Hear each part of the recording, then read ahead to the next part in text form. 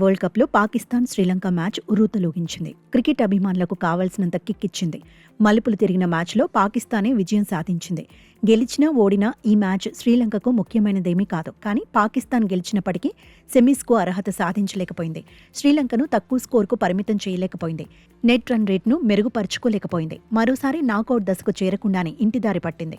అయితే ఈ మ్యాచ్లో శ్రీలంక అద్భుతంగా పోరాడింది. 213 పరుగుల టార్గెట్ చేజ్లో తగ్గేదే లేదంది. చివరి బంతి వరకు పోరాటం చేసింది. శ్రీలంక కెప్టెన్ ఆఖరి ఓవర్లో 28 పరుగులు అవసరమైనప్పుడు రెచ్చిపాడు.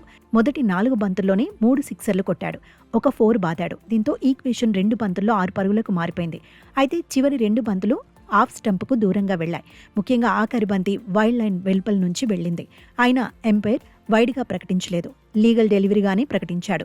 దీంతో శ్రీలంక 5 పరుగుల తేడాతో ఓడిపోయింది. ఆఖరి బంతిని వైడ్గా ప్రకటించి ఉంటే శ్రీలంక గెలిచేదని చర్చ జరుగుతోంది. మెగా ఈవెంట్స్లో ఇలాంటి పొరపాట్లు జరిగితే ఎలా అని క్రికెట్ అభిమానులు ఫైర్ అవుతున్నారు. ఓడిపోయే మ్యాచ్లో పాకిస్తాన్ను ఎంపైర్లే గెలిపించారని కూడా బౌన్సర్లు సంధిస్తున్నారు. అంపైర్ల తప్పిదం వల్లే ఓడిపోయామనే బాధ శ్రీలంక ప్లేయర్లలో, టీం మేనేజ్మెంట్లోనూ కనిపించింది. నిజానికి పల్లెకిలలో జరిగిన మ్యాచ్లో పాకిస్తాన్కు శుభారంభమే దక్కింది.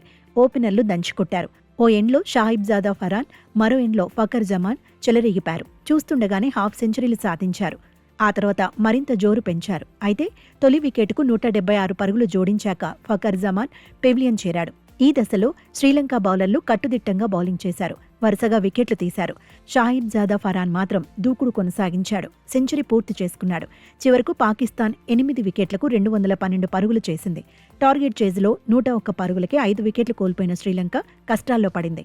లంక పనైపోయిందనుకున్న టైంలో సెనక, రత్ననాయకే రాణించారు. పాకిస్తాన్ సెమీస్ చేరకుండా స్కోర్ను పెంచుకుంటూ పోయారు.